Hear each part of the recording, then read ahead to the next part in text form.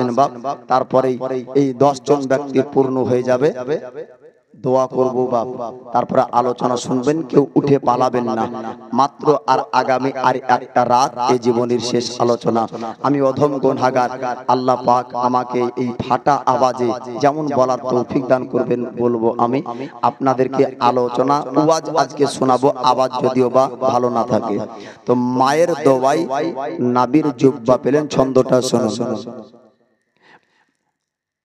মায়ের সেবা করলেন হযরত উবাইস করনি, দেখলেন না হুজুরের চেহারা নূরানি। জোবা পেলেন প্রিয় রাসূলের, জোবা পেলেন প্রিয় রাসূলের, মায়ের দোয়া শোনো আনা। মায়ের দিলেতে ব্যথা কখনো দিও না, কোনো দিন দিও না। দুঃখে দুঃখী নীরবে সুখেতে খুশি হবে, ছেলের সুখের তরে মামরতে রাজি হবে। দুঃখে দুঃখী নীরবে সুখেতে খুশি হবে, ছেলের সুখের তরে মামরতেও রাজি হবে। মায়ের পাকা দমের নিচে জান্নাতের ঠিকানা, মায়ের দিলেতে ব্যথা কখনো দিও না, কোনো দিন দিও না। মায়ের দিলেতে ব্যথা কখনো দিও না, কোনো দিন দিও না। শোন রে নোরে আরফিন, মায়ের এক ফোঁটা দুধের ঋণ। একবার জোরে বলবেন না। শোন রে নোরে আরফিন, মায়ের এক ফোঁটা দুধের ঋণ। জীবন দিয়ে দিলে পারেও, জীবন দিয়ে দিলে পারেও, তবু তো শোধ হবে না। মায়ের দিলেতে ব্যথা কখনো দিও না, কোনো দিন দিও না। আল্লাহ ওহম্মা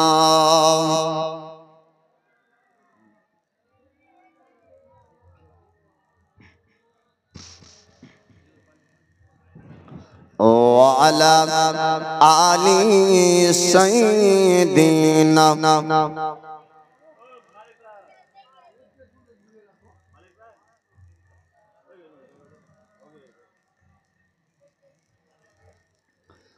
সাল্লাল্লাহু তাআলা আলাইহি ওয়াসাল্লাম। ভাই মুসলমান, তাসলিমা বিবি এই দেখেন, সুবহানাল্লাহ, নারায়ে তাকবীর, নারায়ে রিসালাত, মাসলাকে আলা হযরত। এই দেখেন তাসলিমা বিবি 1000 টাকার দাতা, বলেন জিন্দাবাদ। সত্তর গাফার নামে তুমি সবচেয়ে দাতা, মাফ করে দিও আল্লাহ যত গুনাহ খাতা।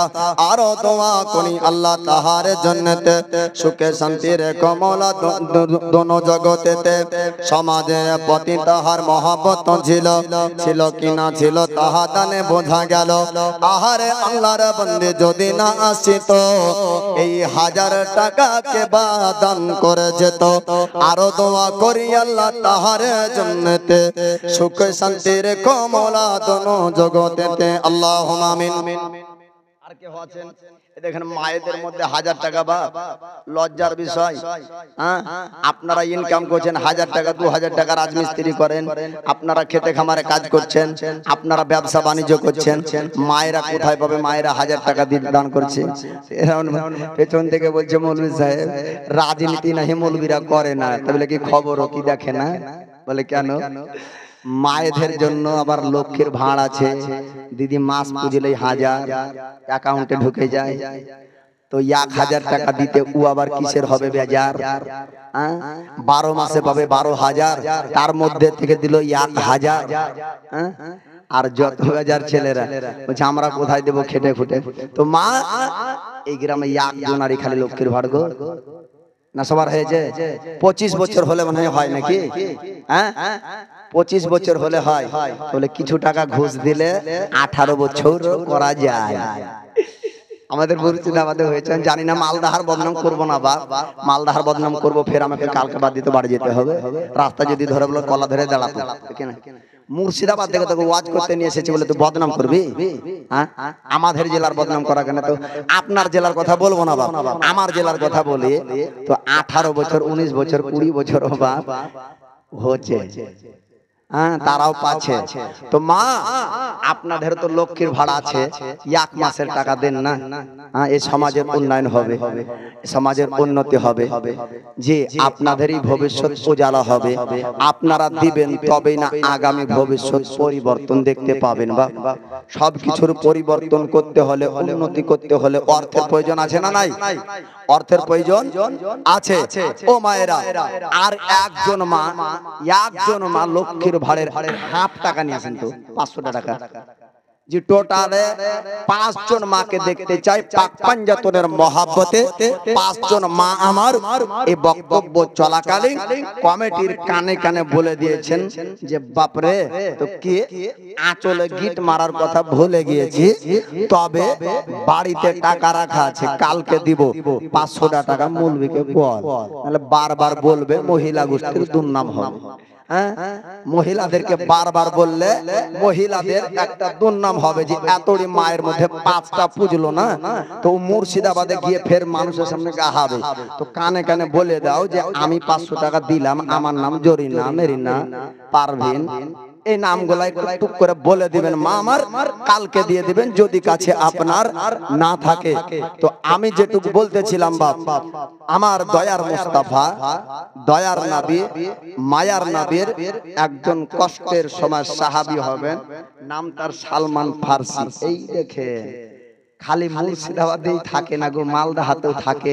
আমাদের ওইদিকে যখন কালেকশন হয় তখন কমিটির পক্ষ থেকে একটা চাচা ছাড়া থাকে, চাচা আমার মায়েদের কাছেই থাকবে, ও 500 150 আনতেই থাকবে। তো যাই হোক আমার এই চাচা খুব কাজ করছে, মায়েরা ওর হাত দিয়ে দিতে থাকুন আর ওয়াজ আপনারা শুনতে থাকুন।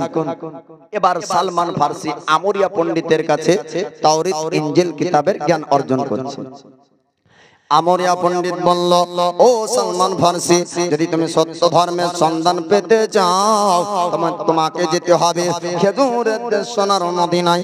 খেজুরের দেশ সোনার মদিনায় যদি যাও, খেজুরের দেশ সোনার মদিনাতে গেলে একজন ব্যক্তির সাক্ষাৎ পাবে, নাম তার হবে মোহাম্মদ, কারো চেহারার সঙ্গে মিল হবে না, আর তার পিঠে থাকবে মোহরে নবুয়তের চিহ্ন। আর চিহ্ন দেখানোর পর তুমি বুঝতে পারবে। আর একটা আলামত কি তুমি শুনতে চাও?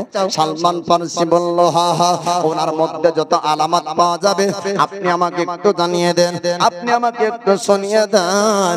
আমি যাবার পরে তিনার সঙ্গে মিলাবো, যার মধ্যে মিল পাওয়া যাবে আমি তাকে পয়গম্বর বলে, সত্যবাদী বলে বিশ্বাস করব। আল্লাহর নবীর আপনার পরিচয়। আমরিয়া পণ্ডিত বলল, ও সালমান ফার্সি শুনে নাও, ওই ব্যক্তির নাম তো মোহাম্মদ হবে। সাদকার মাল আপনার খাবে না, সাদকার মাল গ্রহণ করবে না। হাদিস শরীফের মধ্যে আছে পয়গম্বর নবীগণ আপনার সাদকার মাল গ্রহণ করতেন না। সাদকার মাল যদি আসতো গরিবের মধ্যে বিতরণ হয়ে যেত। আমার নবীকে যদি কোনো ব্যক্তি আপনার নাজরানা শুরু, আপনার যদি কোনো জিনিস দিতেন, নবী আমার গ্রহণ করতেন।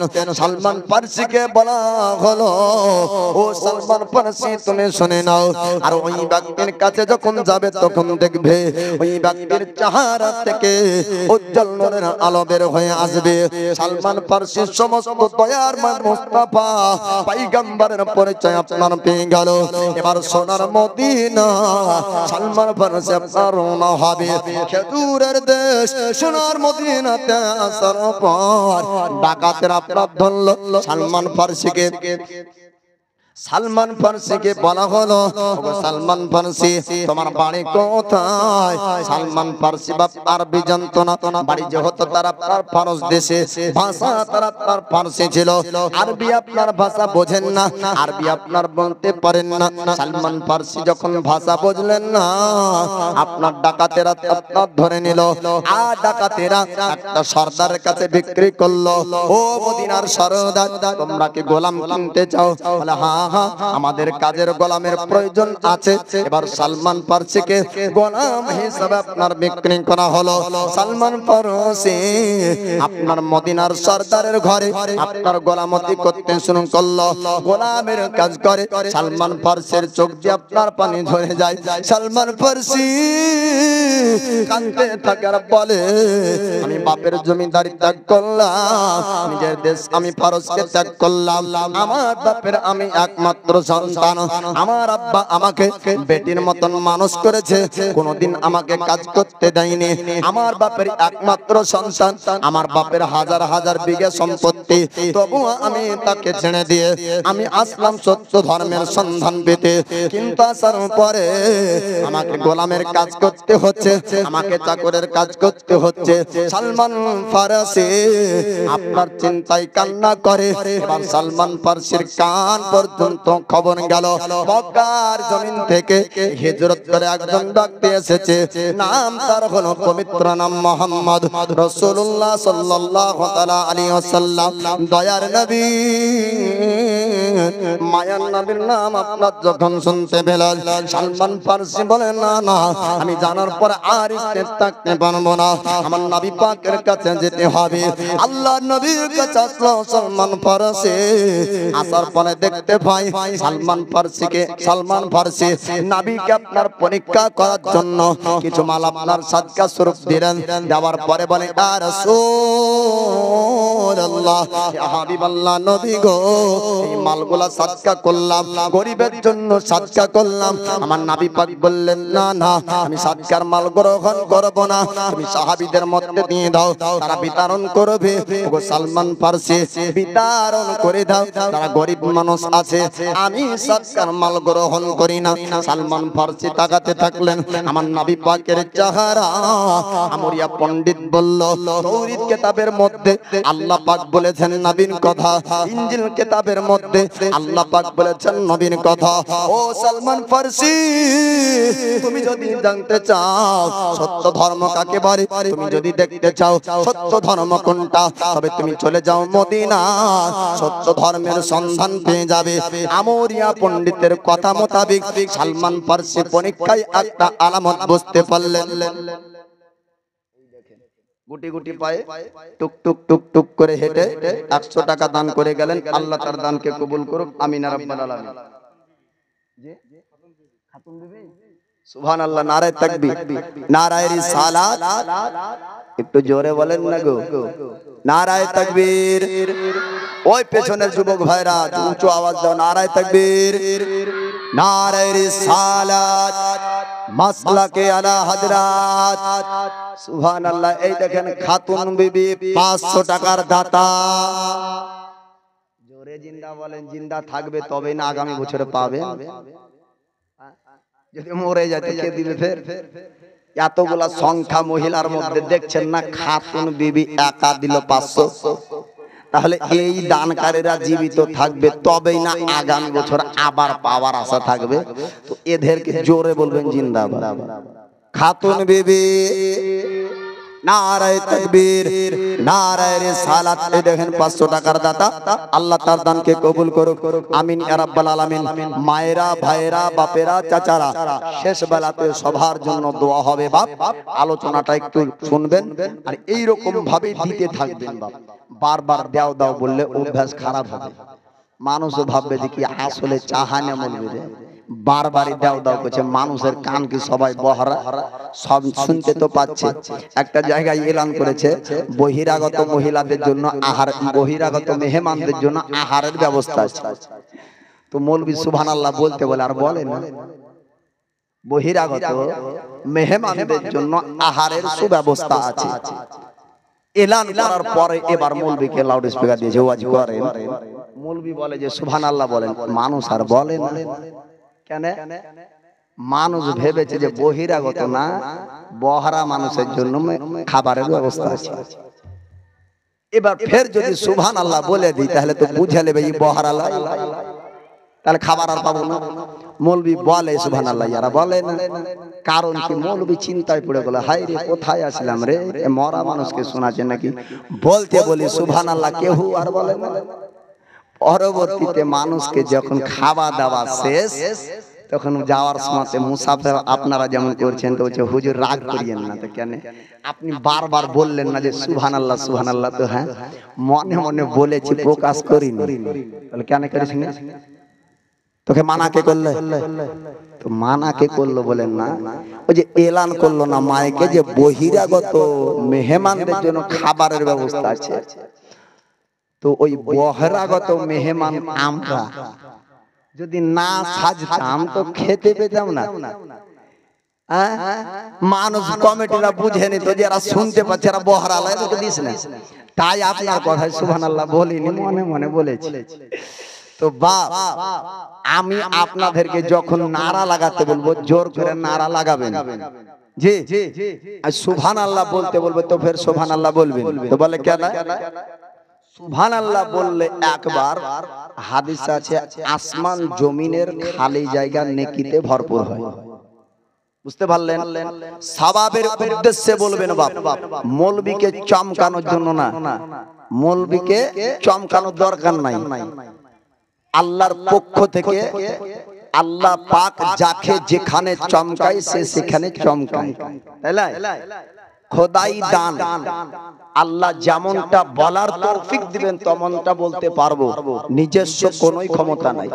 আমি তো ওয়াইস রেজা, জি আমার ভিতরে আর কি বিদ্যা। আলিয়ে শের খোদা মুসলিল কোসা 40 মন ওজনের লোহার দরওয়াজাকে ঢাল হিসাবে ব্যবহার করনে वाला পহলওয়ান শুকনো রুটি চিবাতে যে কষ্ট হয়। অন্য সাহাবীরা জিজ্ঞেস করে, আমিরুল মুমিনিন, আপনি এত বড় যোদ্ধা যে শত শত কাফেরেরা থরথর থরথর করে ময়দানে কাঁপে আপনাকে দেখে, আপনার রুটি চিবাতে এত কষ্ট কেন? আলী শেরে খোদা বলেন, রুটিটা চিবাচ্ছে আলীর নিজস্ব শক্তি, ময়দানে নেমে যায় তো আল্লাহ আল্লাহর রাসূলের শক্তি। জোরে বলে। তো আল্লাহ পাক আল্লাহ তাআলা যার মধ্যে যতটুক বলার করার শক্তি ক্ষমতা পাবার দিয়েছেন ততটুক তেমনই বলতে পারবে, অন্যটা বলতে বা তার আলাদা কিছু করতে পারবে না। আল্লাহর বিনা হুকুমে গাছের পাতাও হিলে না। তো আপনারাও একটু ওয়াজটা মন দিয়ে শুনবেন, ডানের হাতকে লম্বা করবেন। নবী আমার বলেন, ওগো আয়েশা, কিয়ামতের দিন যেই ব্যক্তির হাত লম্বা হবে, কিয়ামতের দিন ও ব্যক্তি আগে জান্নাত যাবে এবং তার পেশানিতে নূর চমকাবে এবং শত শত হাজার হাজার মানুষের মধ্যে তার গর্দান উঁচু হবে এবং সেই ব্যক্তিকে চিনতে পারা যাবে হাসরের প্রান্তরে, যার হাত লম্বা হবে। আয়েশা সিদ্দিকা হাত লাফেন, বলে ও আয়েশা, এই হাত না, বলে কোন হাত? ডানের হাত যার লম্বা হবে। বলেন সুবহানাল্লাহ। তো মায়েরা আপনারা ডানের হাত লম্বা করবেন, ভাইয়েরা আপনারাও ডানের হাত লম্বা করবেন। এবার সালমান ফার্সির কথা শুনুন। সত্য ধর্মকে পাওয়ার জন্য নিজের বাপের সব জমিদারি ত্যাগ করে ফারস দেশ ছেড়ে চলে আসছেন মদিনায়, গোলামের কাজ করছেন। আর ওই ধর্মকে পাবার পরে আমরা দুনিয়াদারিতেই লিপ্ত হলাম। ধর্মের উন্নয়নের জন্য, ধর্মের ভালোর জন্য সমাজ পরিবর্তন, সমাজকে উন্নতি করার জন্য যদি আমাদের যে পকেট থেকে যদি 500 না বের হয়, তাহলে আমাদের মুখে কি আর সব দাবি মানাইবা? সালমান ফারসি বলে, আমি ফারস দেশকে ত্যাগ করলাম, গোলামতির কাজ করলাম, নবী পর্যন্ত সালমান ফারসি পৌঁছালো। আল্লাহর নবীর কাছে সাতখান মাল দেয়, নবী আমার গ্রহণ করলেন না।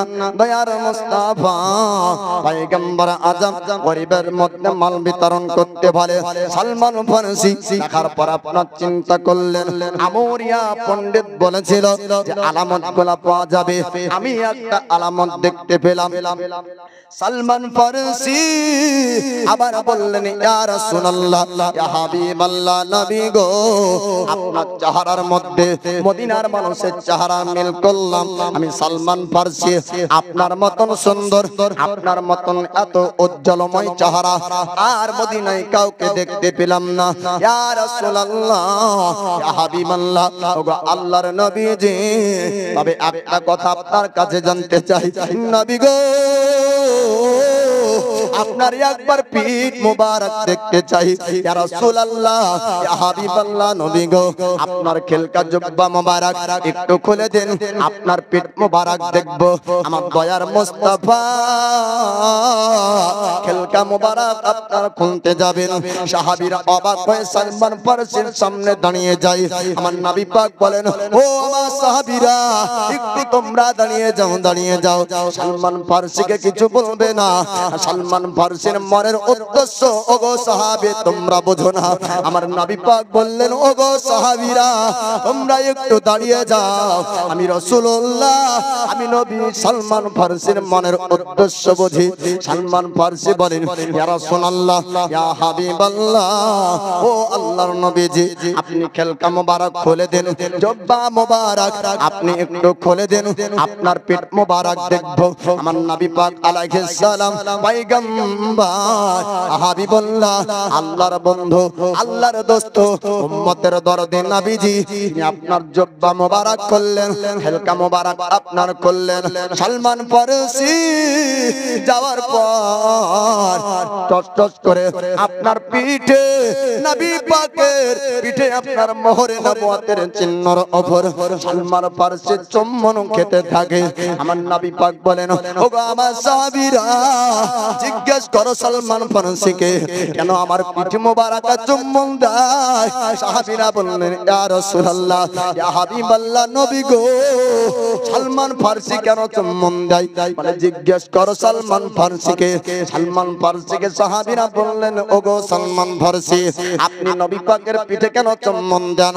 সালমান ফারসি বললেন, ও মদিনার বন্ধুরে, ওগো নবীর সাহাবী, ওগো আমার বন্ধু সাথীগণ, শোনো, আমি আমরিয়া পণ্ডিতের কাছে এক নয়, দুই নয়, বহুদিন জ্ঞান অর্জন করলাম। আল্লাহ পাক আসমানে কিতাব অবতীর্ণ করেন, তাওরাত ইনজিল কিতাবের মধ্যে আল্লাহ পাক জানিয়ে দেয় যে নবী আখিরের জামানার নবী হবে, লিখে থাকবে মোহরে নবুয়তের চিহ্ন। আমার পণ্ডিত বলল, ওই ব্যক্তি হবে আখির পয়গম্বর, শেষ জামানার নবী, যার কাছে সত্য ধর্ম পাওয়া যাবে, যার কাছে সত্য ধর্মের সন্ধান পাবো। ও সাহাবী বন্ধুরে, তার জন্য আমি দেখতেছিলাম আমার নবী পাকের পিঠে আদম মোহরে নবুয়তের চিহ্ন পাওয়া যায় কিনা।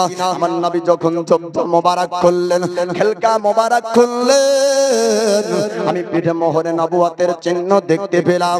আমি সালমান ফারসি নিজেকে আর রক্ষা করতে পারলাম না, নিজেকে স্থির রাখতে পারলাম না, আমি পিঠে মোহরে নবুয়তের উপর চুম্বন দিই। সালমান ফারসি বলে, ওগো আমার মদিনার সাহাবী বন্ধুরা, আমার দয়ার মুস্তাফা, দয়ার নবীর এই পিঠ মোবারকে মোহরে নবুয়তের চিহ্ন পাওয়া যাবে। আমার পণ্ডিত, আমার গুরু, আমার শিক্ষক বলেছে, আর এটাও বলেছে ইনি হবেন আখিরি পয়গম্বর, শেষ জামানার নবী।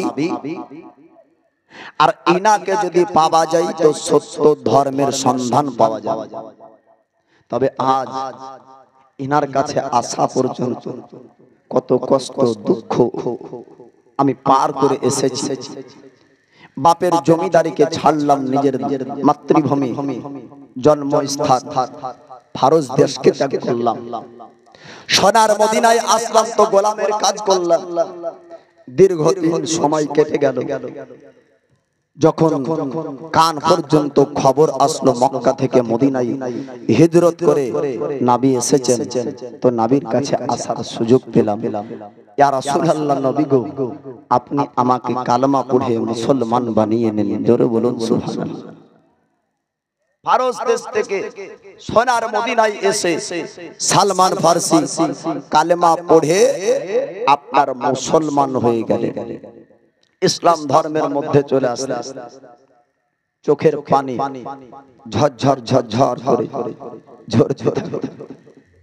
আমার নবী পাক আলাইহিস সালাম বলেন, ওগো সালমান ফারসি, একটু জানিয়ে দাও চোখের পানি কেন তোমার ঝরে যায়, চোখের পানি কেন তোমার ঝরছে?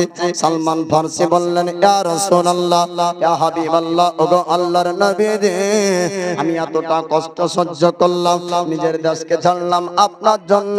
ইয়া রাসূলুল্লাহ, ইয়া হাবিবাল্লাহ, ওগো নবী জি, আপনাকে পাওয়ার পরেও আপনার কাছে থাকতে পারবো না, আপনার খিদমত করার সুযোগ পাবো না, সত্য ধর্মের জ্ঞান অর্জন করতে পারবো না। আমার নবী বললেন, ওগো সালমান ফারসি, তোমার অসুবিধা কি হয়েছে একটু জানিয়ে দাও। সালমান ফারসি বললেন, হুজুর, অসুবিধা আমার অন্য কিছু না, মদিনার ভাষা না বোঝার জন্য আমাকে ডাকাতরা ধরলো, এক সরদারের কাছে বিক্রি করলো, আমি যে তার কাছে গোলাম হিসাবে আছি। নবী গো, ওই গোলামের কাছ থেকে আজাদ না পাওয়া পর্যন্ত আপনার কাছে থাকতে পারবো না। আল্লাহর নবী পয়গম্বর বললেন, হাবিবুল্লাহ, উম্মতের দরদি নবী আমার বললেন, ওগো সালমান ফারসি, শোনো শোনো, জিজ্ঞেস করোগা তোমার সরদারকে, জিজ্ঞেস করোগা তোমার মালিককে, তোমাকে আজাদ করার জন্য বিনিময়ে কত টাকা নিতে চাই, বিনিময়ে কি চাই সেটা তাকে দেওয়া হবে। আমার নবী পাক যখন বললেন সালমান ফারসি, তিনি আপনার চলে গেলেন ওই সরদারের কাছে।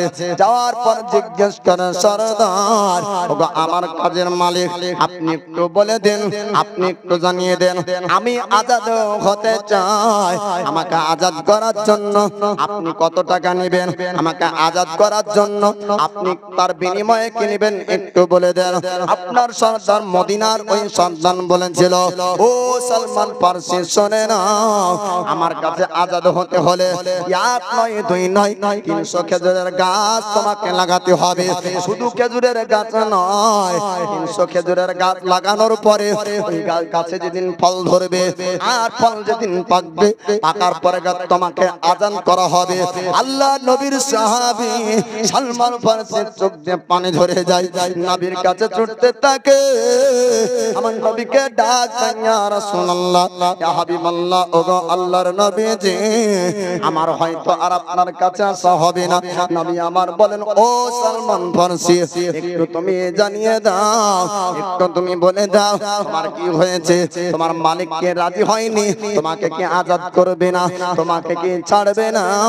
সালমান ফারসি বললেন, হুজুর, আমাকে তো ছাড়তে চাই, তবে এমন শর্ত দিয়েছে, আর মনে হয় আপনার কাছে আসার সুযোগ পাবো না, আর মনে হয় আসা যাবে না। আমার নবীজি বলে, ও সালমান ফারসি, একটু জানিয়ে দাও, শর্ত কি দিয়েছে তোমার সরদার?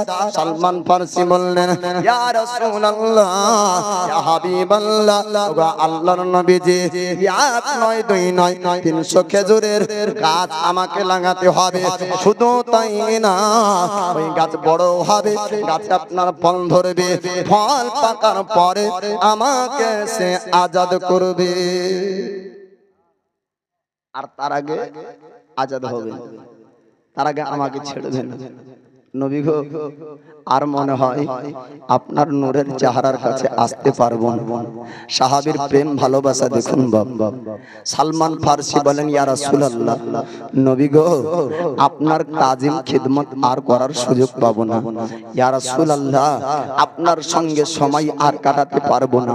নবী গো, সত্য ধর্মে, ইসলাম ধর্মের জ্ঞানকে আর অর্জন করতে পারবো না। আমার নবী বললেন, ওগো সালমান ফারসি, আমি নবী থাকতে তুমি তুমি চিন্তা করুন। আল্লাহর নবী সাহাবীদেরকে বললেন, ওগো আমার সাহাবীরা, ওই দেখো সালমান ফারসি তোমাদের সাথে তোমাদের বন্ধু তোমাদের ভাই এরকম বিপদগ্রস্ত অবস্থায় আছে, তোমাদের সকলকে সহযোগিতা করতে হবে। বলে কি করে সহযোগিতা করবে? হাত উঠিয়ে দাও আর একটু জানিয়ে দাও সালমান ফারসির পক্ষ থেকে কে কতটা খেজুরের গাছ লাগাবে। একবার বলেন না। এক মুসলমান অপর মুসলমানের উপকারে প্রয়োজনে আসবে, এটা সুন্নাত। নবী আমার বলেছেন উত্তম আমল হলো এক মুসলমানের হাতের দ্বারাতে এবং এ জবানের দ্বারাতে দ্বিতীয় মুসলমান হেফাজত থাকবে। আপনার মহল্লায়, আপনার গ্রামে, আপনার প্রতিবেশীর মধ্যে কেউ যদি বিপদে পড়ে পাশে দাঁড়াতে হবে। অসুস্থ রয়েছে পাশে যেতে হবে। চিকিৎসার প্রয়োজন আছে, টাকা নাই, পয়সা দিতে হবে। এমন অবস্থায় চলে গিয়েছে রক্ত ব্লাড লাগবে, নচেত জীবন জান বাঁচবে না। আপনার গ্রুপের সঙ্গে মিল আছে, রক্ত আপনাকে দিতে হবে, তার জীবনটা বাঁচান। আপনি দেখা গেল রাস্তায় অ্যাক্সিডেন্ট হয়েছে, আপনার কাজ আছে, তাকে উঠান, তার চিকিৎসার ব্যবস্থা করুন, তার সেবা করুন। এগুলা হলো মানব সেবা, আর এগুলা হলো এক মুসলমান আর এক মুসলমানের উপকারে আসবে। এ হলো সুন্নতি কাজ। জোরে বলুন সুবহানাল্লাহ। সমস্ত দিক দিয়ে আপনাকে আর একজনের পাশে দাঁড়াতে হবে। শরিয়তের মাসলা হলো যদি কোনো অবস্থায় বিপদগ্রস্ত অবস্থায় মুসলমানের কাছে ধার না পায়, ধার বুঝেন তো, আমার 10,000 টাকা দরকার, চাচা দিন তো, কাল দেবো কি পরশু দেব, যদি না পায় আর ওই বিপদ থেকে উদ্ধার হওয়ার জন্য যদি হারাম কাজে লিপ্ত হয়, যেমন গয়না বন্ধক দিবে, কি করবে না হবে, জমি বন্ধক দিবে, কানের বন্ধক দিবে, মালা বন্ধক দিবে, তো হারাম হলো। এই হারামের গুনহার অংশীদার ও ব্যক্তিও হবে যার সামর্থ্য ছিল দেওয়ার মতন কিন্তু দেয়নি। বুঝতে পারলেন? আর বর্তমান সময়ে মানুষের জবানেরও যে দাম নাই। বলে কেন? এর যে বিপদের সময়তে ধার দিবে, তো বিপদ থেকে উদ্ধার হওয়ার পর আর পাত্তাই পাওয়া যাবে না। যখন লিবে তখন দোকানের এইরকম করে তাকা বেঁধে যাবে, আর যখন লিওয়া হয়ে যাবে, যখন দিতে হবে তখন এইরকম করে তাকিয়ে চলে যাবে। এই স্বভাবটার জন্য এক মানুষ আর এক মানুষকে ধার দেয় না বা উপকার করে না। কিন্তু এইরকম ব্যবহার রাখা চলবে না। বিপদে পড়বেন, নিবেন, বিপদ উদ্ধার হয়ে গেলে আবার দিয়ে দিবেন। বলার উদ্দেশ্য হলো এই, বিপদে আপদে পাশে থাকতে হবে, যেটা নবীর সাহাবী সালমান ফারসির জন্য করেছিলেন। নবী আমার বললেন 300 খেজুরের গাছ লাগাতে হবে, কে কতটা লাগিয়ে দিবে একটু হাত ওঠাও। সাহাবীর মধ্যে বললেন ইয়া রাসূলুল্লাহ, ইয়া হাবিবাল্লাহ, আল্লাহর নবী গো আমি লাগিয়ে দেব 10টা, কেউ বললেন 15টা। এরকম করে সাহাবীদের মধ্যে 300 গাছ লাগানোর আপনার লিস্ট হয়ে গেল। সাহাবীরা বললেন ইয়া রাসূলুল্লাহ, ইয়া হাবিবাল্লাহ, নবী গো তবে খেজুরের ফল ধরতে আর খেজুর পাকতে অনেক দিন সময় লেগে যাবে, সালমান ফারসি আপনার কাছে আসতে পারবে না। আমার নবী পাক বলেছিলেন ওগো আমার সাহাবীরা তোমরা খেজুরের গাছ লাগাতে থাকবে, পিছনের দিকে কেউ তাকাবে না। আল্লাহর নবীর কথা মোতাবেক আপনার সাহাবীরা খেজুরের গাছ লাগাতে শুরু করলেন। লাগাতে শেষ পর্যন্ত চলে যায়। খেজুরের গাছ লাগানো আপনার শেষ হলো। নবীর সাহাবীগণ পিছন ফিরে তাকিয়ে দেখেন গাছে ফল। গাছ লাগাতে একদিক থেকে আরেক দিক যাচ্ছেন, তো নবীর সাহাবী লাগানোর শেষ হওয়ার পরে তাকাচ্ছেন, তো দেখে গাছে ফল। শুধু ফল নয়, ফল পেকেছে এবং গাছের ফল ঝরছে। জোরে বলো। এবার সরদারের কাছে সালমান ফারসি চলে যায়। ওগো সরদার মহাশয়, আপনি একটু দেখতে আসুন, আপনার গাছ লাগানো হয়েছে 300 গাছ লাগানো শেষ, মানে 300 গাছ লাগানো শেষ হলে তো খালি হবে না, গাছে ফল ধরতে হবে, আর ফল ধরলে তো হবে না, গাছের ফল পাকতে পর্যন্ত হবে। সালমান ফারসি বলে, ও সরদার, আপনি একটু চলুন ময়দানে, আপনি দেখতে পাবেন আপনার বাগানের ফল পেকে গিয়েছে। কিতাবের মধ্যে এমনও বলা হয়েছে যে সময়তে খেজুর পাকার মৌসুম ছিল না, আরো বলা যাবে না সুবহানাল্লাহ। একটা সময়তে ফল হয়, ফল পাকে, কিন্তু এমন একটা সময় যে সময় খেজুরের ফল পাকার সময় ছিল না। নাবির অলৌকিক ক্ষমতা, নাবির পাওয়ারে ওই গাছে ফল হয়েছে এবং অসময়ে ওই খেজুর পেকেছিল। সালমান ফারসি আপনার সন্দার মালিক যাবার পরে ময়দান আপনার দেখলো, এক নয় দুই নয় 300 খেজুরের গাছ আপনার ফলের থোকা ঝোলে, আপনার খেজুরের থোকা ঝোলে, আর খেজুরের থোকাগুলো আপনার পেকে পেকে ময়দান আপনার জমিনে পড়তেছিল। সালমান ফারসিকে বলল, ও সালমান ফারসি, একটু জানিয়ে দাও কি করে অসম্ভব কাজ সম্ভব হতে পারে? আশ্চর্যের ঘটনা, এরকম তো হওয়া অসম্ভব। একদিন এক মুহূর্তের জন্য গাছ লাগিয়ে কমপ্লিট শেষ করা সম্ভব হয় না, তবুও মেনে নিলাম গাছ হয়তো তুমি লাগিয়ে ফেলেছো, কিন্তু গাছে কেমন করে গাছ বড় হয়ে যায়? গাছকে বড় করার জন্য সারের প্রয়োজন থাকে, গাছ বড় করার জন্য পানির প্রয়োজন হয়। ওগো সালমান ফারসি, একটু জানিয়ে দাও কার মাধ্যমে এই গাছ বড় হলো, কার জন্য গাছে ফল হলো, কার জন্য গাছের ফল পেকে গেল? সালমান ফারসি বলে, ওগো সরদার, আপনি চলুন চলুন, ওই ব্যক্তিকে যদি দেখতে চান তার নাম হলো মোহাম্মদ। তিনি মক্কার জমিন থেকে সোনার মদিনায় এসেছেন, আর সোনার মদিনাতে তিনি কালমার প্রচার করেন, সত্য ধর্মের প্রচার করেন। আমি সালমান ফারসি মদিনায় ভ্রমণ করতে আসিনি, আমি সালমান ফারসি সত্য ধর্মের সন্ধান পাওয়ার জন্য আমার নিজের বাপের জমিদারি ত্যাগ করে আমি সোনার মদিনা পর্যন্ত এসেছিলাম।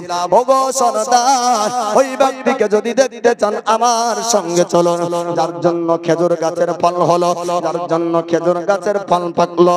এবার সরদার আমার দয়ার মুস্তাফার কাছে আসলেন, আসার পরে বললেন, কি করে সম্ভব হয় একদিন এক মুহূর্তে খেজুর গাছে ফল ধরে আবার পেকে যায়, আবার গাছটা বড় হয়ে যায়? আল্লাহর নবী তিনি আপনার বললেন, মহান আল্লাহ পাকের কাছে অসম্ভব জিনিসও সম্ভব হয়। আল্লাহর ইবাদত করতে হবে, যেই আল্লাহ অসম্ভবকে সম্ভব করেছে, ওই এক আল্লাহর বাণী প্রচার করার জন্য আল্লাহ পাক, আল্লাহ তাআলা আমাকে পয়গম্বর করে, নবী করে পৃথিবীর জমিনে পাঠিয়েছেন।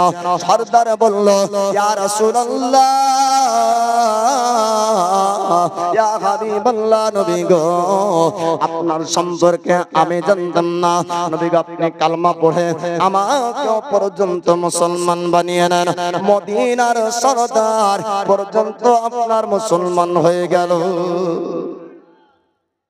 যেটা সাধারণ মানুষের জন্য অসম্ভব, ওটা আল্লাহ আল্লাহ রাসূলের জন্য সম্ভব, তাই না বাপ? আল্লাহ আল্লাহ রাসূলের জন্য সম্ভব। আল্লাহ পারেন মুহূর্তে এক রাজা থেকে ফকির বানাতে, পারে না? পারে না? আর আল্লাহ পারেন এক মুহূর্তে ফকির থেকে রাজা বানাতে, পারে না? পারে।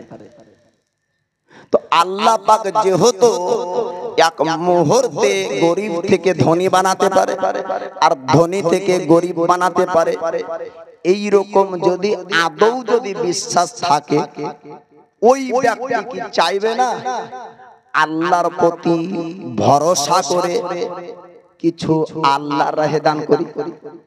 চাইবে না? ডাকার মতো ডাকলে আল্লাহ কেন শুনবে না? আমরা গুনাহগার আল্লাহকে ডাকতে জানি না। मांगने का तरीका नहीं, बोलता है खुदा कुछ देता नहीं, मांगने से पहले कुछ वसीला तो बना लो, बेवसीला खुदा मिलता ही नहीं। আমাদের চাহানোর ঢং নাই আর বলি আল্লাহ দেয় নাই। আল্লাহর কাছে নিতে হলে কোনো না কোনো মাধ্যম ওসিলা লাগবে, বিনা মাধ্যমে আল্লাহ পাওয়া যাবে না। তো আল্লাহর কাছে নিতে হলে ওসিলা লাগবে বাপ। এ যুবক ভাই, এ চাচারা, দুইজন ব্যক্তি একটু আসেন তো। আল্লাহ আপনার রুজিতে, হায়াতে, খেতে, খামারে, ব্যবসায় বাণিজ্যে বরকত দান করুক এবং বালা মুসিবত আল্লাহ দূর করুক। আল্লাহর প্রতি ভরসা রেখে আল্লাহর রাহে 500 টাকা করে দুইজন ব্যক্তি বাইরে থাকবেন, আল্লাহ যেন রোগ বালা না দেয়। নবী আমার বলেন সাদাকা বালা মুসিবতকে দূর করে দেয়। সাদকা বালা মুসিবত দূর করে দেয়। বাপ দুইজন ব্যক্তি হবে না, ঘটনা আপনারা শুনবেন। আপনাদেরকে সুন্দর সুন্দর মদিনার জিন্দেগির ঘটনাগুলো শোনাবো বাপ। দুইজন ব্যক্তি একটু আসেন।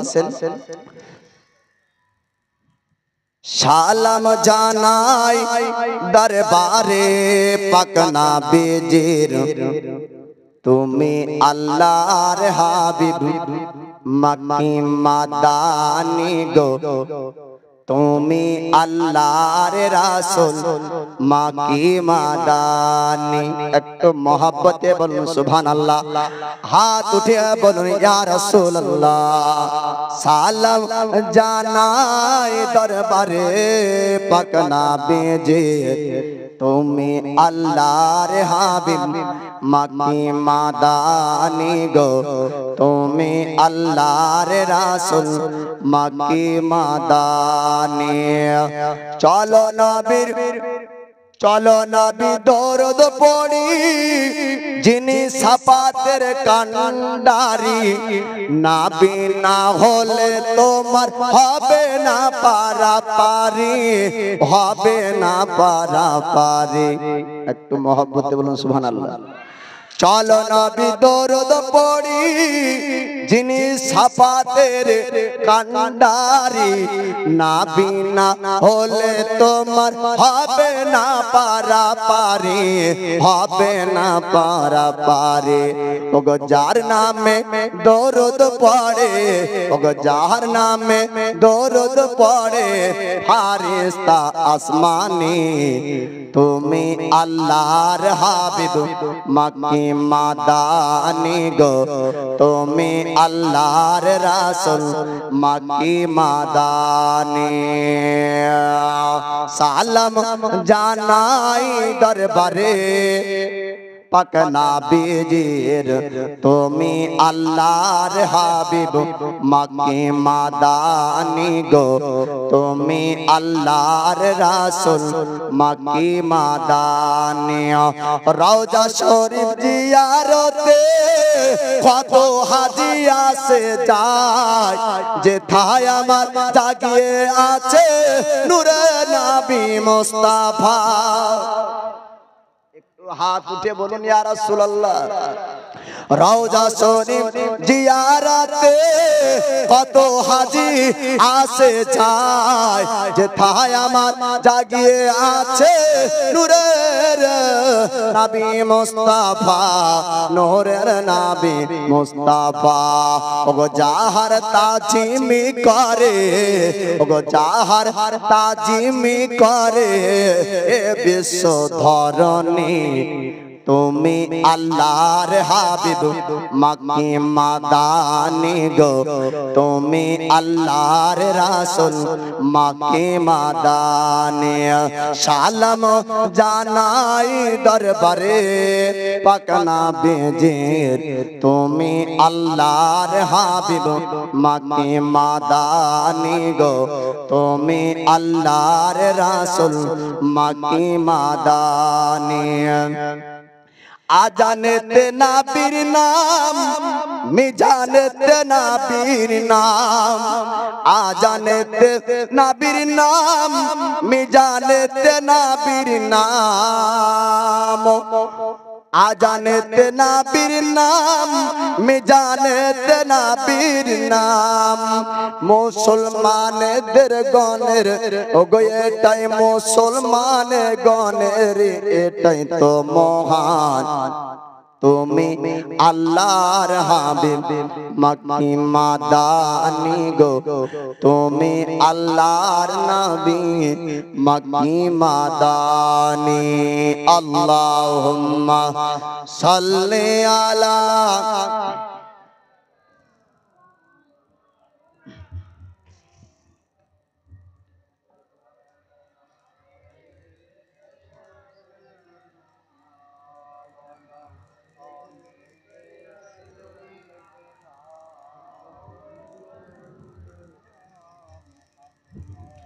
সাল্লাল্লাহু তাআলা আলাইহি ওয়াসাল্লাম। তো বাপ আলোচনা শুনেন আর দেওয়ার ইচ্ছাটা মনের ভিতরে রাখেন। অন্তর এই ভিতরে সব রকমের জিনিস বাস করে। আপনি চিনহেননি এখন, আপনি দেখেননি এখন, আপনি বুঝেননি এখনো। বলে কি বাস করে? আপনার ভিতরে দুশ্মন ভরা আছে। এদিকে আমার কথায় রাগ করছেন? আপনার ভিতরে আপনার দুশ্মন ভরা আছে। বলে ও মৌলানা কি করে? আপনাকে যখন গুনহার কাজে আপনার ভিতরে একটা মাস্টার আপনাকে নিয়ে যায়, আপনার মন চাই চলো অমুক জায়গায় যাত্রা গান হচ্ছে দেখে আসি। আরেকবার ভাবছেন যাবো না। আরেকজন ভালো ভরা আছে, ও কিন্তু বাধা দিচ্ছে যাস না। আর যে খারাপ আছে ভালো যাচ্ছে যাস না। লাস্ট পর্যন্ত ভালোটা হার মানলে আর খারাপটা যে চল সবাই যাচ্ছে। হাজি সাহেব তো দাঁড়িয়ে চায়ের দোকান সিনেমা দেখে, তা আমি তো এই যে খারাপ ওর শক্তি পাওয়ার দেখে যাত্রা পালাই নিয়ে চলে গেল, গুনাহ করে নিয়ে চলে আসলো। এই যে আপনার ভিতরে আপনার দুশমন ভরা, আপনাকে ভালো কাজ করতে দেয় না। কিয়ামতের দিন আল্লাহ বলবে বান্দা আমি দুনিয়ায় পাঠিয়েছিলাম, দুনিয়া থেকে ফের কি নিয়ে এসেছো? নামাজ পড়েছো, নেক কাজ করেছো। তো তখন বান্দা বান্দি মিথ্যা বলবে। আমার কথাটা মনে হয় যে মৌলবীর এই ক্যাসির পকেট থেকে বানিয়ে বানিয়ে বলছেন না বাবা, আমি আকারে ছোট, আমার শরীরের ওজনের থেকে কলিজার ওজনের দম বেশি আছে। আমার এই কথাগুলো রেকর্ডিং করে আমার কাছে চলে। এটা যদি হাদিসের কোরআনের যদি না থাকে তারপরে বলি। কিয়ামতের দিন মিথ্যা কথা বলবে আল্লাহর বান্দা বান্দা। আল্লাহর বান্দা বান্দি বলবে যে আল্লাহ আমি নামাজ পড়তে হয় এটা জানতাম, আমাকে কেউ বলেন। আয় আল্লাহ আমি এই গুনাহটা করিনি। বলে করনি? বলেন না। আল্লাহ পাক পা থেকে মাথা পর্যন্ত শরীরের সমস্ত অঙ্গ প্রত্যঙ্গের ভাষা দিয়ে দিবে। হাদিস আছে বাপ, হাত পা সব কথা বলবে সেদিন। আর বলবে যে কি এই গুনাহটাই হাতের দ্বারাই করেছে, চোখ বলবে চোখের দ্বারাই এই গুনাহ হয়েছে, নাক বলবে নিজের সমস্ত জিন্দেগীর আমলকে আল্লাহ পাক তার সামনে দেখিয়ে দিবে এবং নিজের জীবনের আমলগুলি সে নিজ চোখে দেখতে পারবে এবং পড়তে পারবে কি কি করেছিল। তো বাপ সেই দিন আপনি যাকে আপন ভেবে শ্যাম্পু লাগান, সাবান লাগান, সেদিন আপনার ও দুশমন হবে। তো দুশমনকে আপনি এত যত্ন সহকারে রেখেছেন, অর্থাৎ আপনার শরীর আমার শরীরকে। আপনি বলতে খালি আপনারা ভাবিয়েন ও মৌলবি মনে হয় পার পাবে রে, মৌলবি মনে হয় হাসরে যাবে না, মৌলবির মনে হয় মরণ হবে না। অনেকজন মনে মনে কত গালি যে দিবে। ও বাপ আপনারা বলতে আমি সহ, আমি আলাদা লয়, আমারও হবে। তো আপনার ভিতরের এই শয়তান, শয়তানের ওয়াসওয়াসা, খারাপটাকে দূর করুন, নেক নিয়াত অন্তরের মধ্যে নিয়ে আসুন। নবীর সাহাবী প্রমাণ পৃথিবীতে দিয়েছেন, এক যে আল্লাহর রাহে দেয় আল্লাহ তাকে 10 দেয়। আলিয়ে শের খোদা 6 টাকার চাদর বিক্রি করেন, আল্লাহ পাক 60 টাকার আল্লাহর ফেরেশতার মাধ্যমে ঘোড়া বিক্রি করার মাধ্যমে আলী শের খোদার হাতে আল্লাহ টাকা দেন। জোরে বলুন সুবহানাল্লাহ। অতএব ভরসা রাখুন, এক দিবেন 10 পাবেন। তো সালমান ফার্সি তিনি আপনার বাপের রাজত্ব, রাজপ্রাসাদ, জমিদারি, টাকা পয়সা সবকে ত্যাগ করলো নবীকে পাওয়ার আশায়। আর আরেকজন ব্যক্তি টাকা পয়সাকে পাওয়ার আশায় নবীকে ছাড়লো। মানাবে না? না হলে ঘটনা বাপ, হ্যাঁ, যে একজন ব্যক্তি নবীকে পাওয়ার জন্য সব ছাড়লো, আর আরেকজন ব্যক্তি টাকা পয়সাকে পাওয়ার জন্য নবী ছাড়লো। এবার তার নাম কি? সালাবা বিন হাতিব। কি নাম? সালাবা বিন হাতিব। টাকা পয়সা ছাড়লো, নবীকে পেল, নাম তার সালমান ফার্সি। নবীকে ছাড়লো, টাকা পয়সাকে পেল, নাম তার সালাবা বিন হাতিব। এবার এরও ঘটনা শুনেন। আল্লাহর নবী পাক আলাইহিস সালাম তিনি আপনার মসজিদে নববীতে নামাজ পড়ান। নবী আমার ইমাম মুক্তাদি আপনার সাহাবায়ে কেরামগণ। সালাবা বিন হাতিমের আপনার এমন অবস্থা ছিল, সালাবা বিন হাতিম আপনার মদিনার বুকে একজন গরীব ব্যক্তি। সালাবা বিন হাতিম যখন ফজরের নামাজ পড়তে আসে, সালাম নবী আমার ফিরিয়ে দেন। সালাবা বিন হাতিম দাঁড়ায় না, বাড়ি থেকে আপনার চড়তে লাগে। অন্য সাহাবা আমার নবী পাককে বললেন, ইয়া রাসূলুল্লাহ, ইয়া হাবিবাল্লাহ, আল্লাহর নবী গো, আপনি যখন সালাম ফিরিয়ে দেন গো নবী, তখন সঙ্গে সঙ্গে সালাবা বিন হাতিব বাড়ির দিকে পালিয়ে যায়। কোনদিন আপনার পেছন দোয়া করে না। আমার নবী পাক বললেন, ও আমার সাহাবীরা, সালাবা বিন হাতিবকে জিজ্ঞেস করে দেখবা। ইয়া রাসূলুল্লাহ, নবী গো, আপনি তাকে জিজ্ঞেস করুন সে কেন বাড়ির দিকে পালিয়ে যায়। আপনি মুনাজাত করে না, সে দোয়া করে না। সালাবা বিন হাতিব পরের দিন ফজর নামাজ পড়তে আসলো। আসার পরে নবী আমার সালাম ফিরিয়ে দেয়। সালাবা বিন হাতিম দাঁড়িয়েছে বাড়ির যাওয়ার জন্য। নবীজি আপনার জিজ্ঞেস করেন, সালাবা বিন হাতিম তুমি দাঁড়িয়ে যাও, একটু তুমি জানিয়ে দাও বাড়ির দিকে তুমি রওনা কেন হচ্ছ? প্রতিদিন তুমি বাড়ি চলে যাও, সবার সঙ্গে কেন যাও না? এত তোমার বাড়িতে তাড়া কিসের থাকে? এত জরুরি কাজ তোমার কিসের পড়ে যায়? সালাবা বিন হাতিম বললেন, ইয়া রাসূলুল্লাহ, ইয়া হাবিবাল্লাহ, আল্লাহর নবী গো, আমার মন চাই সবার সঙ্গে বাড়ি যাব। নবী গো, মসজিদে একটু দীর্ঘ সময় নিয়ে থাকবো, কিন্তু পরিস্থিতি আমাকে মসজিদ থাকতে দেয় না। ইয়া রাসূলুল্লাহ, ইয়া হাবিবাল্লাহ, নবী গো, তার জন্য আমি বাড়ি চলে যাই। আমার নবী পাক আলাইহিস সালাম বললেন, ও সালাবা বিন হাতিব, একটু খুলে খুলে বলো তোমার পরিস্থিতির কথাগুলো। আমি রাসূল, আমি নবী জানতে চাই, একটু তুমি জানিয়ে দাও। আল্লাহর নবী যখন জিজ্ঞেস করলেন, সালাবা বিন হাতিম বলেন, ইয়া রাসূলুল্লাহ, ইয়া হাবিবাল্লাহ, নবী গো, মদিনার মধ্যে আমার মতন গরীব আর দ্বিতীয় জন ব্যক্তিকে পাওয়া যাবে না। ইয়া রাসূলুল্লাহ, ইয়া হাবিবাল্লাহ, ওগো আল্লাহর নবী জি, আমি সবথেকে বড় গরীব ব্যক্তি। আমার নবী পাক বললেন, ও সালাবা বিন হাতিব, চিন্তা করো না, চিন্তা করো না, নিশ্চয় অবশ্যই আল্লাহ সবরকারীর সঙ্গে থাকে। আল্লাহর পবিত্র কোরআনে আল্লাহ পাক বলেন, ইন্নাল্লাহা মা'আস সাবিরিন, আল্লাহ পাক নিশ্চয় অবশ্যই সবরকারীর সঙ্গে আল্লাহ পাক থাকে। ও সালাবা বিন হাতিম, চিন্তা করো না, আল্লাহ তোমার সঙ্গে আছে, তোমার মানে আল্লাহ বরকত দিবে। সালাবা বিন হাতিম বললেন, নবী গো, আমি এমনটা গরীব ব্যক্তি আছি যে আমার বাড়িতে নামাজ পড়ার মতন, আল্লাহর ইবাদত করার মতন দ্বিতীয় পোশাক নাই। ইয়া রাসূলুল্লাহ, ইয়া হাবিবাল্লাহ, নবী, তার জন্য বাড়িতে একটা গর্ত করে রেখেছি, আর গর্তের মধ্যে আমার বিবিকে ভরা আছে। ইয়া রাসূলুল্লাহ, ইয়া হাবিবাল্লাহ, ওগো আল্লাহর নবীজি, ওই গর্তের মধ্যে বিবি ভরা আছে। আমি এসেছি আপনার পিছনে নামাজ পড়তে।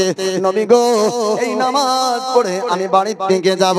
আমার বিবি গর্ত থেকে উঠবে আর আমার গায়ের পোশাকটা পরিধান করবে। তারপরে আমার বিবি আল্লাহর ইবাদত করবে, ফজরের নামাজ পড়বে। ইয়া রাসূলুল্লাহ, ইয়া হাবিবাল্লাহ নবী গো, তার জন্য আপনার পিছনে আমি দোয়া করতে পারি না। ইয়া রাসূলুল্লাহ, দীর্ঘক্ষণ সময় ধরে আমি মসজিদে থাকতে পারি না। নবী গো, একটু দোয়া করুন, আল্লাহ জানো আমার মালে বরকত দেয়।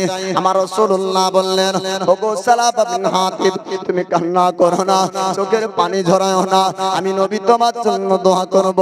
আল্লাহর নবী যে হাত উঠালেন, আল্লাহ পাক বললেন, হাবিব গো, আপনি তার জন্য দোয়া করেন না।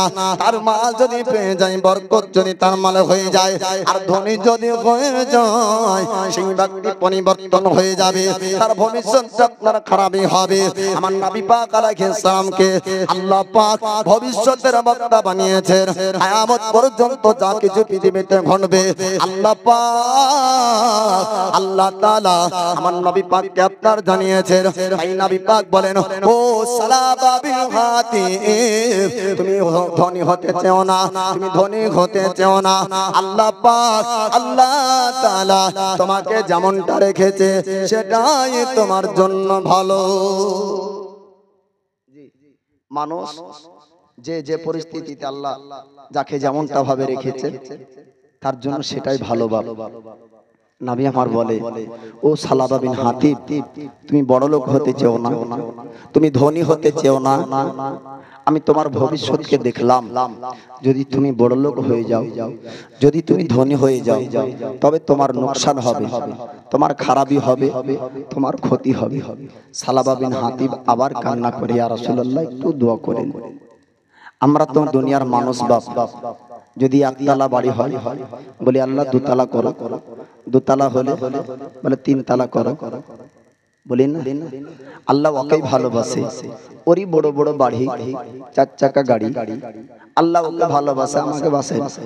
এ বাপ, এমন কথা বলবেন না, এমন ধারণা ভিতরে রাখবেন না। এটা চিন্তা করেন না, আপনাকে দোতলা বাড়ি দেয়নি, আল্লাহর শুকরিয়া করবেন না? আল্লাহর শুকরিয়া এতেই করেন না যে আপনাকে তো আল্লাহ অন্ধ বানায়নি, আল্লাহ তো আপনাকে ভিক্ষুক ফকির বানায়নি। যখন আপনি রোডে চলবেন আর যখন রাস্তায় দেখবেন একজন হ্যান্ডিক্যাপ ব্যক্তি, যার আপনার দুই পা নাই, সেও আপনার মানব জাতির মধ্যে একটা মানব, সেও কিন্তু আল্লাহর বান্দা, তার মধ্যে আল্লাহর রূহ দান করেছে, সেই ব্যক্তিও আল্লাহর বান্দা, তাকে আল্লাহ চোখ দেয়নি, অন্যের দ্বারে দ্বারে ভিক্ষা করে খায়, আল্লাহ তাকে পা দেয়নি, চলার শক্তি ক্ষমতা দেয়নি, তার দিকে তাকান আর আল্লাহর শুকরিয়া করুন। বলুন, আল্লাহ তুমি এই বান্দাকে দুনিয়ায় পাঠিয়েছো, যাকে দেখার শক্তি দাওনি, দুনিয়া তার কাছে অন্ধকার। আয় আল্লাহ, দুনিয়াকে দেখার মতো আমাকে দুই চোখ দিয়েছো, তোমার লাখ লাখ শুকরিয়া আদায় করি। বলুন সুবহানাল্লাহ। আপনার আল্লাহ পাক আপনার ঘরে, আপনার পরিবারে আপনাকে আল্লাহ কি দিয়েছে, একবার যদি আপনি ডাক্তারের কাছে যান আর যদি আপনি ক্যালকুলেটরে হিসাব করেন, যদি আপনি মারেন হিসাব কত টাকা আপনাকে আল্লাহ দিয়েছে, ডাক্তারকে জিজ্ঞেস করুন তো, ওগো ডাক্তার মহাশয়, আপনি একটু বলেন কি, যদি চোখ নষ্ট হয়ে যায় আর এই চোখটা যদি আমি আপনার কাছে পয়সা দিয়ে কিনতে চাই, কত টাকা নেবেন? তো বলে, অরিজিনাল তো পাবা না। বাপ, তো কি পাবো? নকল একটা চোখ পাওয়া যাবে, ডুপ্লিকেট একটা পাওয়া যাবে, তবে দাম লাগবে 2 লাখ টাকা। এবার বলবে না ফ্রিতে দিবে? ফ্রিতে দিবে গো, মালদাহা ফ্রিতে দিবে। চোখ যদি নষ্ট হয়ে যায়, চোখ একটা দিবে তো ফ্রিতে দিবে? দিবেন না, টাকা লাগবে। যদি পা নষ্ট হয়ে যায় টাকা লাগবে, হাত নষ্ট হয়ে যায় টাকা লাগবে, কিডনি নষ্ট হলে টাকা লাগবে। শরীরের অঙ্গ পতঙ্গগুলো হিসাব করে দেখেন, আল্লাহ আপনাকে কোটি টাকা দিয়েছে, আর কি নেবেন? আর কি নেবেন? আপনাকে যত টাকা জিনিস দিয়েছে তার 4 আনা আপনি জিন্দেগিতে আল্লাহকে দিতে পারেন। আপনি ভালো করে চিন্তা করে দেখবেন। সালাবা বিন হাতিবকে আমার নবী পাক বললেন, ও সালাবা বিন হাতিব গো, আমি তোমার ভবিষ্যৎকে দেখলাম, আর দেখার পরে বুঝলাম তোমার ভবিষ্যৎটা খারাপই হবে। তুমি ধনী হতে চাও না, বড় লোক হতে তুমি চাও না। সাহাবী সালাবা বিন হাতিব বলল, ইয়া রাসূলুল্লাহ, ইয়া হাবিবাল্লাহ, নবী গো, আমার তো চলতে ঘুম অসুবিধা হয়, সংসার জীবন যাপন কঠিন হয়ে যায়, নবী গো একটু আপনি দোয়া করুন। আমার নবী আবার হাত তুললেন, আমার নবী পাক বলেন সালাবা বিন হাতিব তুমি বড় লোক হতে চাও না, ধনী হতে চাও না। আমার রাসূল সালাবা বিন হাতিব কে বলে, সালাবা বিন হাতিব বলে ইয়া রাসূলুল্লাহ ইয়া হাবিবাল্লাহ আপনি দোয়া করুন। আমার নবী পাক বললেন ধনী হতে চাও না, কয়েকবার যখন বলা হলো আমার সালাবা বিন হাতিব যখন বারবার না শুনলো, আমার নবী যে দোয়া করে দেয়। হাদিস শরীফের মধ্যে আপনার বলা হয়েছে, কিতাবের মধ্যে আপনার লিপিবদ্ধ রয়েছে, কিতাবের মধ্যে আপনার পাওয়া যায় আল্লাহ পাক আল্লাহ তাআলা নবীগণদের দোয়া কারেন্টের আগে কমন করে থাকে, বিদ্যুতের আগে কমন করে থাকে। নবী যখন বললেন মাবুদ সালাবা বিন হাতিবের মালে তুমি বরকত দাও, আল্লাহ পাক আপনার দোয়া কবুল করলেন। সালাবা বিন হাতিবের মালে আপনার বরকত হবে। সালাবা বিন হাতিব আপনার তার মালে বরকত হতে শুরু হলো। আল্লাহ পাক এত মাল দিতে লাগলেন, এত মাল দিতে লাগলেন, বকরির পাল এত বেড়ে গেল। সালাবা বিন হাতিব আপনার ময়দান ময়দান পাহাড়ের উঁচুতে উঁচুতে বকরি চড়ানোর কাজে ব্যস্ত হয়ে যায়। আমার রাসূল সাহাবাদেরকে জিজ্ঞেস করেন, ওগো আমার সাহাবীরা নামাজের কাতারের মধ্যে সবাইকে দেখা যায়, সালাবা বিন হাতিবকে দেখা যায় না। সাহাবীরা বললেন নবী গো সালাবা বিন হাতিবকে দেখা যায় না, কারণ তার এত মাল হয়েছে, তার এত মাল হয়েছে, সব সময় বকরি চড়ানোর কাজে ব্যস্ত থাকে। নবী গো নামাজ পড়ার জন্য মসজিদে আসে না।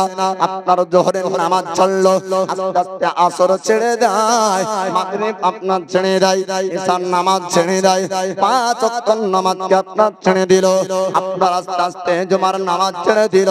আমার রাসূল আল্লাহর হাবিবের উপর আল্লাহ পাক আল্লাহ তাআলা যাকাতের আয়াত অবতীর্ণ করেন, আকিমুস সালাহ ওয়া আতুজ যাকাত।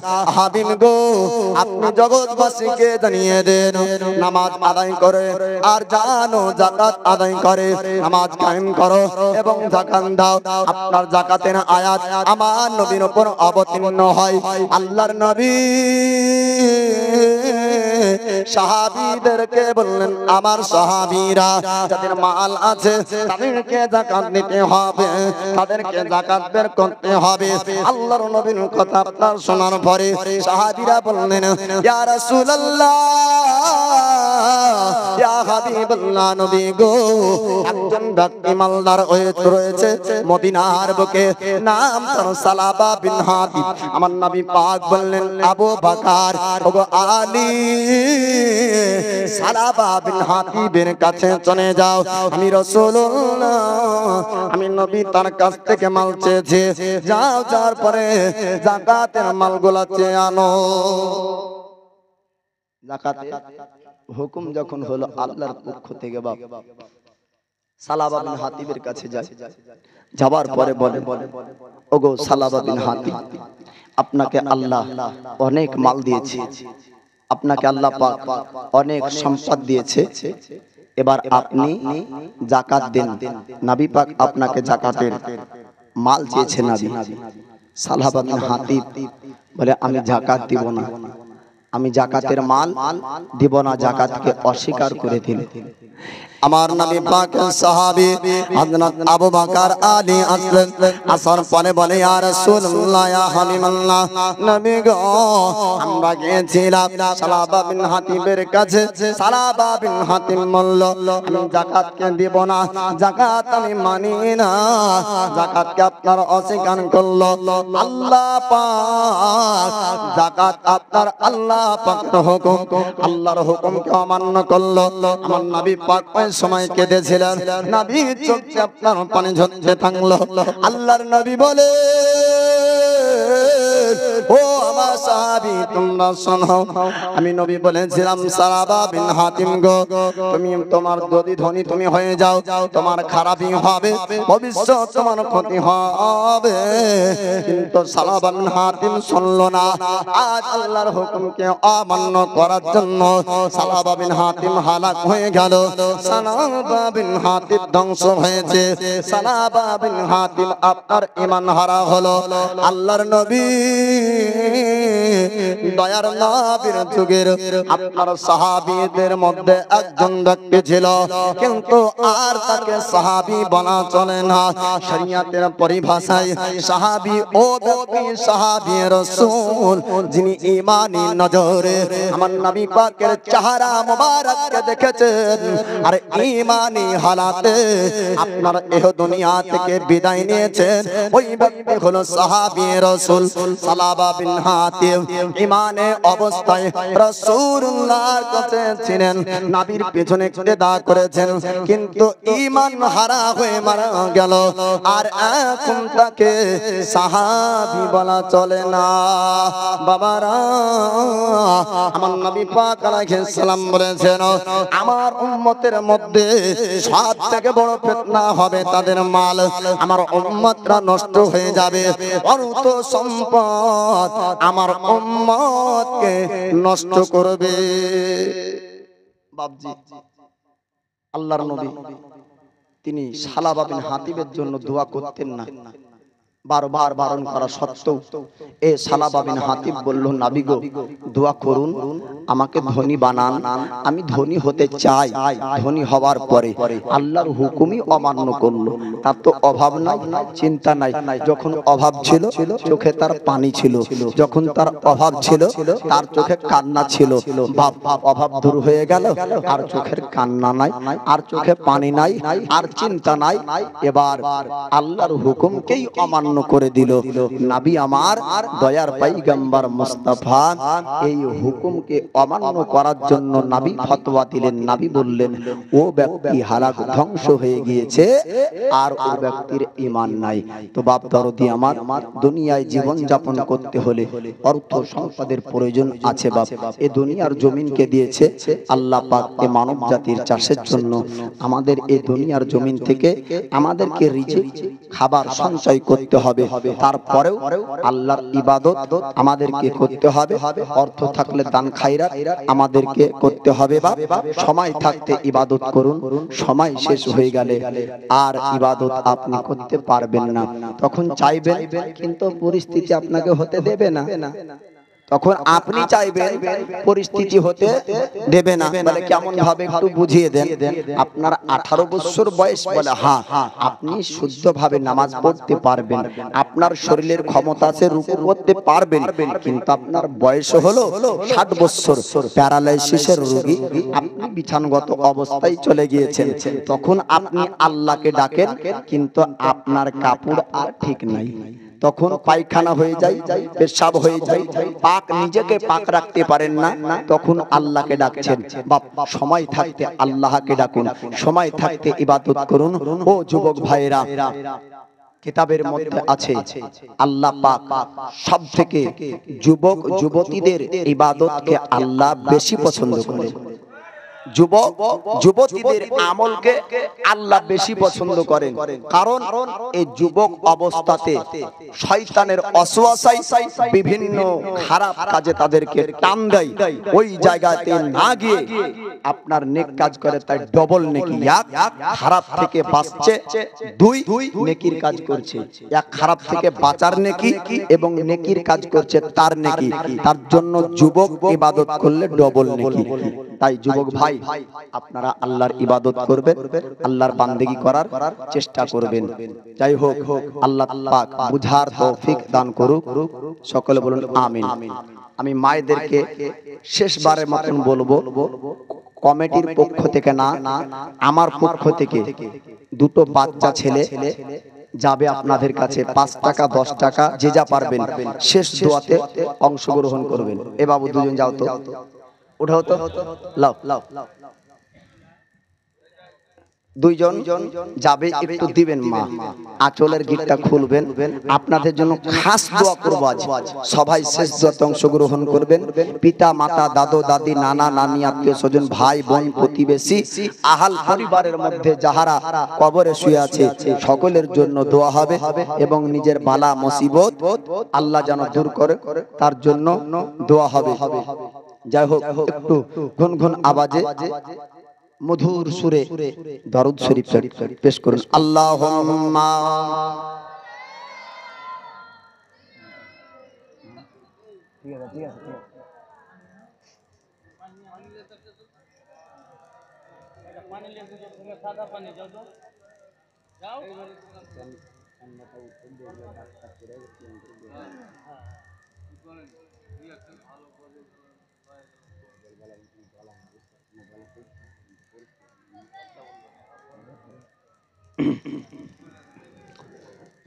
মাওলানা মুহাম্মদ সাল্লাল্লাহু তাআলা আলাইহি ওয়াসাল্লাম।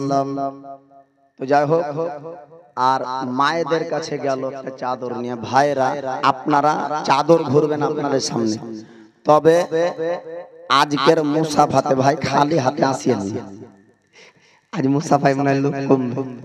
হ্যাঁ হুজুর কি শর্ত দিল না, দোয়ার আগেই 10 টাকা 20 টাকা একটু দিয়ে যাবেন, তারপরে দোয়া হবে। মুসাফা তো সে ফের শেষ হচ্ছে, তা আপনারা উঠতে পারবেন, ছেলে মানুষ আছেন, আমার সামনে আসবেন, অসুবিধা নাই। সামনাসামনি কাছাকাছি আসলে মহাব্বত বেশি হয়, তাই না? আল্লাহ নবীকে এত ভালোবাসেন, এত ভালোবাসে, যেখানে আল্লাহর নাম সেখানে নবীর নাম। মহাব্বত, প্রেম, ভালোবাসার কথা বাপ। তো আপনারা যদি প্রকৃত আমাকে ভালোবাসেন, তো অত দূর থেকে ছায়া ছায়া লাগছে, ওই পেছনে অন্ধকারে একজন আরো মুখ চিনতে পারি না।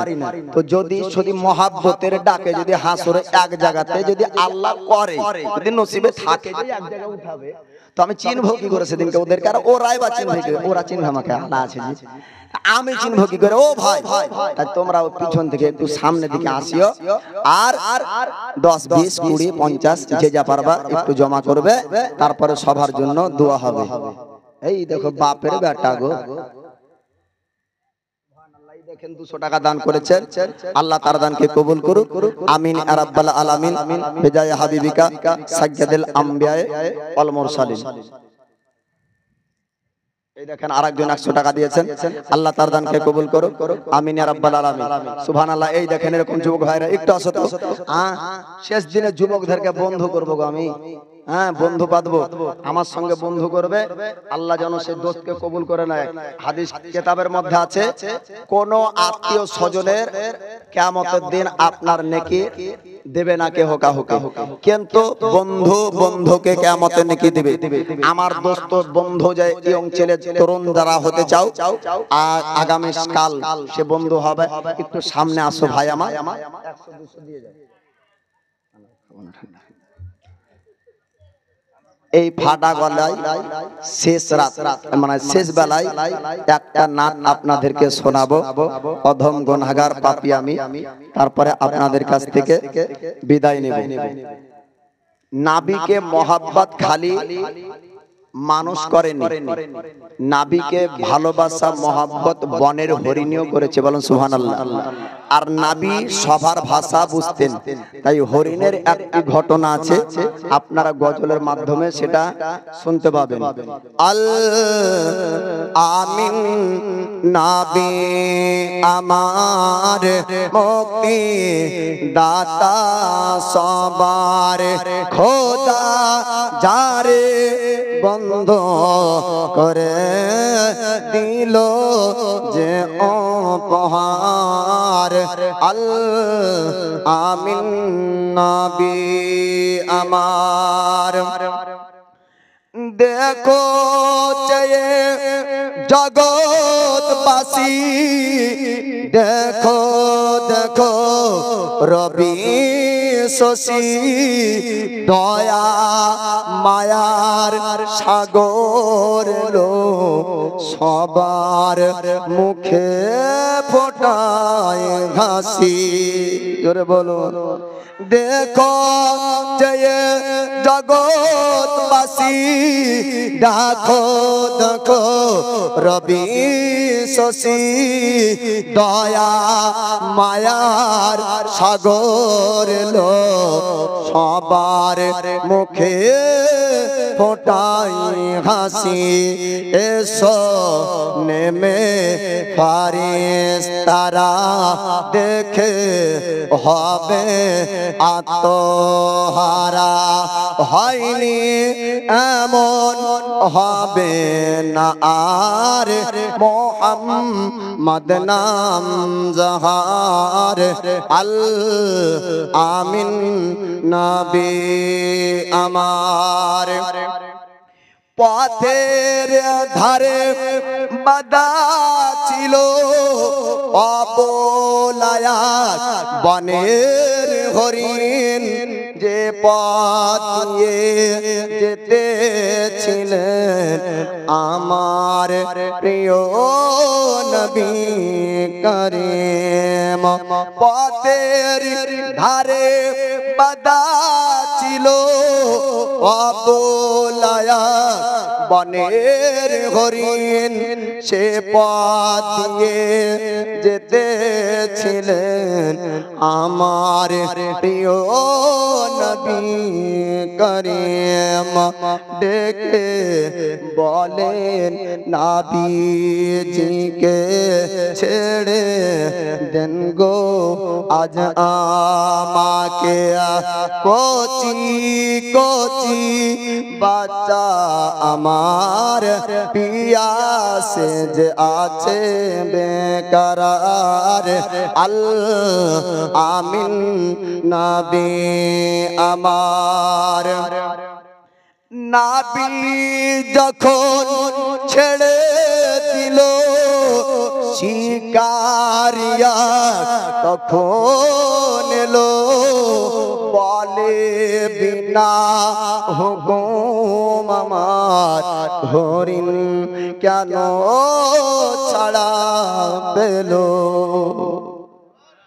অবলা হরিণ ফিরে আসছে নবী যখন ছেড়ে দিল শিকারিয়া তখন এলো বলে বিনা হুকুম আমার হরিণ কেন ছাড়া পেল দয়ার রাসূল বলেন তারে যত খুন্না আসে ফিরে রাখো তুমি বেদে আমায় এ আবেদন আমার আল আমিন নবী আমার দুধ খিলায়ে ফিরলো হরিণ যে তাই ছিলেন নবীজি জমিন দেখে শিকারি অবাক হলো এই কি সেই আল আমিন দুধ পিলায়ে ফিরলো হরিণ যে তাই ছিলেন নবীজি জামের দেখে শিকারি অবাক হলো এই কি সেই আল আমিন অবলা হরিণ কথা বলে তুমি শেষে নবী হলে অবলা হরিণ কথা বলে তুমি শেষে নবী হলে শিকারি শুনে লুটিয়ে পড়ে কালেমা পড়ে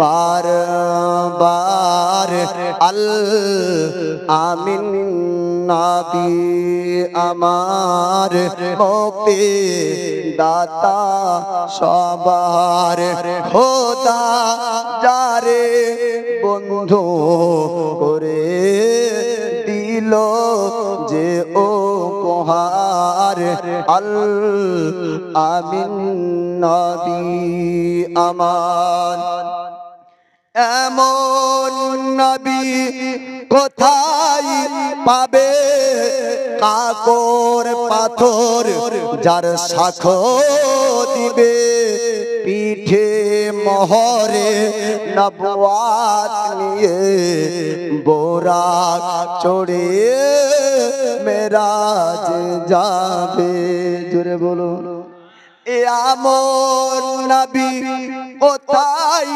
পাবে কাকর পাথর যার সাক্ষ্য দিবে পিঠে মোহরে নবুয়াত নিয়ে বোরাক চড়ে মেরাজ যাবে কাঁদিবে কিয়ামত আরশ ধরে কাঁদিবে কিয়ামত আরশ ধরে উম্মতের তরে ওই মহাশারে শোনে মুসলমান ধন্য হলো জলসার শ্রোতা ধন্য হলো উম্মত হয়ে তাহার আল আমিন নবী আমার মুক্তি দাতা সবার খোদা যারে বন্ধ করে দিল যে উপহার আল